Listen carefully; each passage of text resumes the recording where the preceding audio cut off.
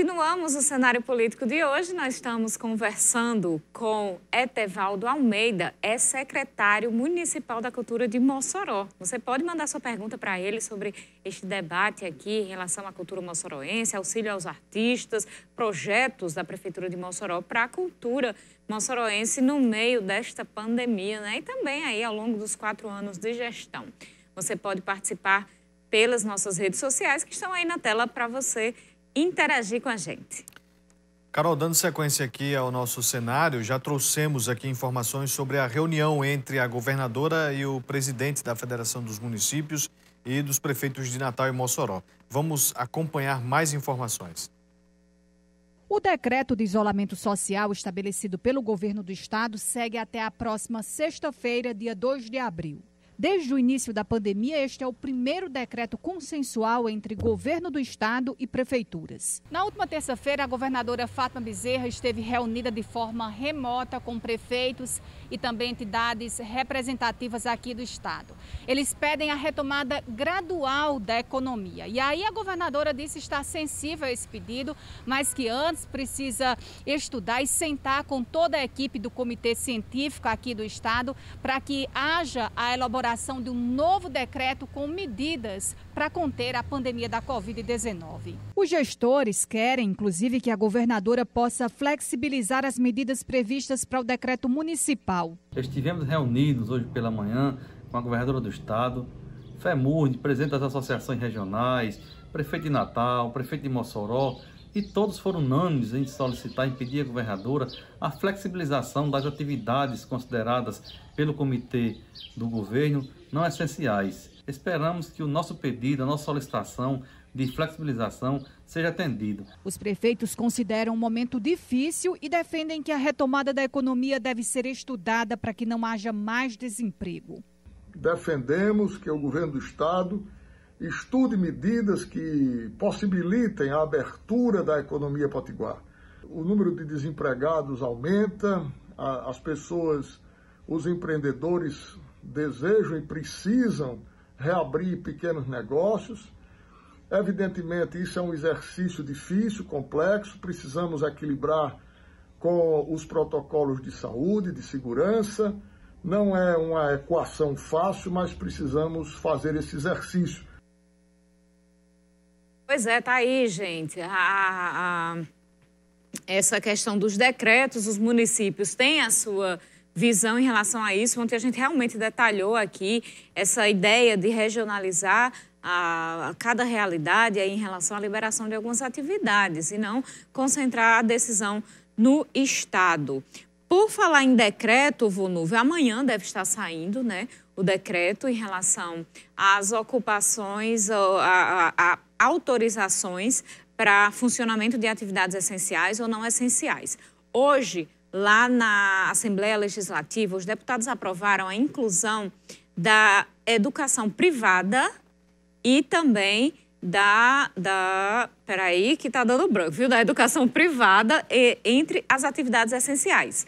Esta medida, este projeto ainda precisa ser sancionado pela governadora Fátima Bezerra, mas foi aprovado. E aí houve realmente uma grande discussão, um grande debate em relação à diferenciação entre as atividades, as escolas privadas e as escolas públicas. E tem toda aquela questão que a gente já conversou aqui, não é, Vonúvio, sobre a falta de condições por parte das escolas públicas de, nesse momento, funcionarem como atividades essenciais, recebendo os alunos presencialmente. Pois é, Carol, não basta só direcionar como uma atividade essencial, né? Eu acho que para que se tenha realmente um funcionamento efetivo e mais tranquilo, né, dos professores, dos alunos, é preciso vacinar todo mundo, né?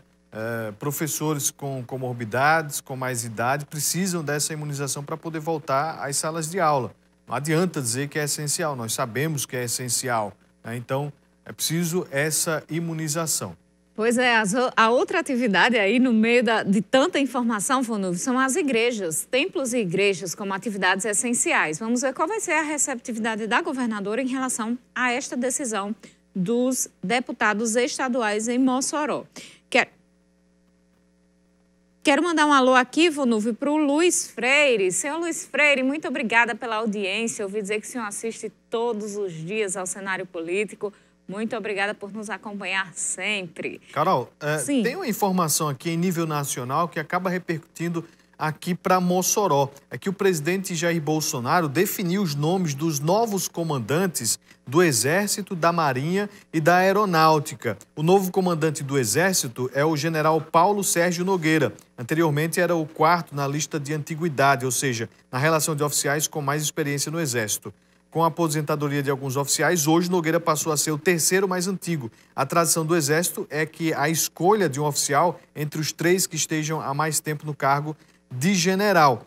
E falando no comandante do Exército, o Paulo Sérgio Nogueira é tio da ex-vice-prefeita aqui de Mossoró, Nayara Gadelha, que inclusive já postou fotos nas redes sociais e a gente repercute aqui no nosso cenário político. E para a Marinha foi escolhido o almirante da esquadra, Almir Garnier Santos, segundo mais antigo na Marinha. Ele vai substituir Ilques Barbosa, que também deixou o cargo. E o tenente brigadeiro Batista Júnior é o novo comandante da Aeronáutica, no lugar de Antônio Carlos Moretti Bermudes. Tá aí então, Carol, essa decisão em nível nacional, né, que coloca Mossoró também aí no noticiário. Quero mandar um alô aqui para o seu Aldo, que está aqui elogiando a Prefeitura de Mossoró pelo pagamento total e não fatiado dos salários do mês. Seu Aldo, muito obrigada pela audiência. Vonúvio, enquanto a gente reconecta aqui com o secretário de Cultura, eu tenho uma participação aqui bem interessante do Torres, do bairro Liberdade 1, que provavelmente não ouviu o programa Meio-Dia Mossoró hoje. Ele disse, hoje faz 57 anos do golpe civil-militar e eu não vi nenhum repúdio na imprensa moçoroense, logo a imprensa que tanto sofreu na ditadura.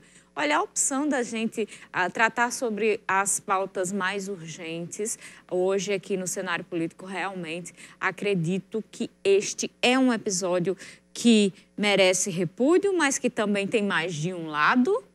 A gente realmente precisa ouvir, mas acho que é um episódio da nossa história que precisa, sim, ser conhecido por todos, mas que deve ficar no passado, viu, Vonúvio? Agora, lá no Meio-Dia Mossoró, na 95 FM, a gente fez uma cobertura completa sobre uma discussão sobre este assunto, inclusive conversando com o professor de História e trazendo participação dos nossos ouvintes. É verdade, Carol. A gente fez esse registro deste período que muitos querem esquecer e outros buscam, de alguma forma, justificar o injustificável do período da ditadura militar aqui em nosso país. Carol, a gente falou de vacina aqui no começo do nosso programa. Eu estou vendo aqui no Instagram que a ex-prefeita de Mossoró, Rosalba Ciarline, que tem 68 anos, ela se vacinou hoje.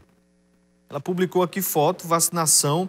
Ela diz, a vacinação é um direito seu, exerça-o, não é um favor e de forma alguma traz algum tipo de risco à saúde, 100% segura. Então, publicou foto, sendo vacinada a ex-prefeita de Mossoró, lá na UBS Enfermeira Conchita da Escócia, ali no Abolição 2. Aí, Rosalba já está imunizada. Pois é, Vonúvio, dei uma olhadinha aí também neste fato de hoje. A Margarete, falando em vacina, quer saber se já tem previsão da segunda dose da vacina Oxford. Diz que Natal já começou para os idosos. Margarete, o intervalo entre a primeira dose e a segunda, Vonúvio vai me lembrar aqui, porque é mais de 2 meses. São 3 meses. A Oxford, 3 meses. 3 meses. E a Coronavac, 28 dias. Eu tenho conhecimento de pessoas da faixa de 81 anos que vão esperar até maio. Então, tem que ver aí quando foi a primeira dose e contar 3 meses para frente.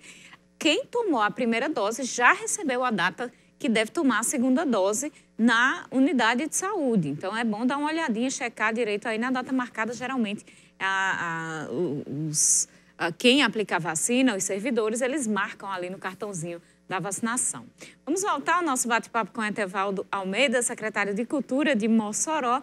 Etevaldo, durante uma manifestação que os artistas fizeram em frente ao Palácio da Resistência, ali na Prefeitura de Mossoró, o senhor, junto com o prefeito Alisson Bezerra, receberam os artistas, alguns representantes dos artistas. E anunciaram como uma medida o Mossoró Cidade Junina Virtual. O Mossoró Cidade Junina Virtual,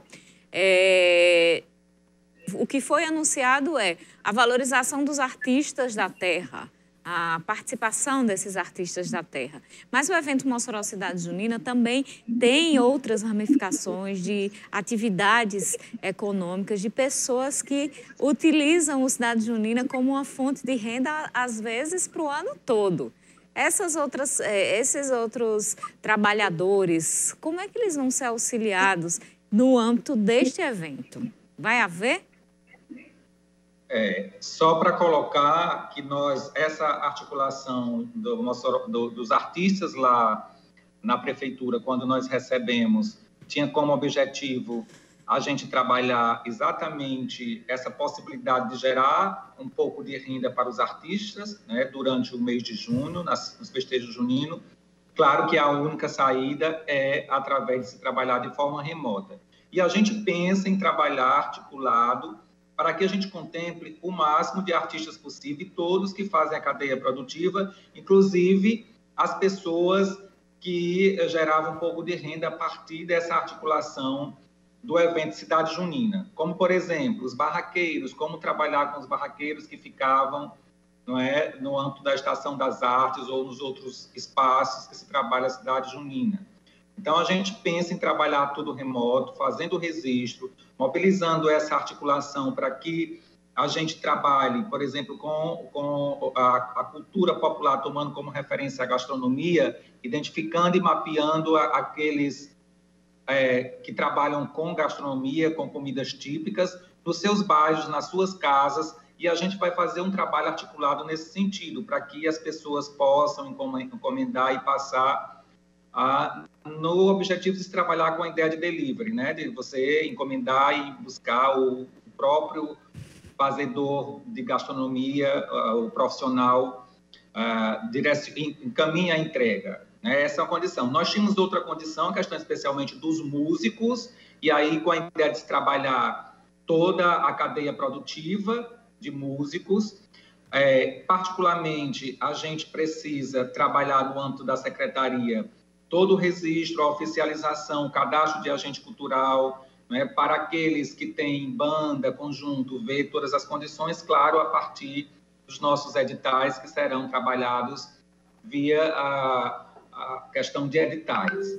Temos uma outra particularidade, naquele momento nós recebemos os fazedores de arte e cultura, especialmente os que têm realização com eventos, com espaço físico, com palco, iluminação, som, não é? E a gente está trabalhando, tomando como referência ao que é legal, as nossas leis, para contemplar o máximo possível desses fazedores de arte e cultura, inclusive contemplando, não é, todas as dimensões no que diz respeito à questão da música, pensando em todos os espaços, com os palcos, não é, referenciando os artistas que tocavam naqueles espaços específicos. Vamos então fazer mais uma parada. No próximo bloco nós continuamos o cenário político.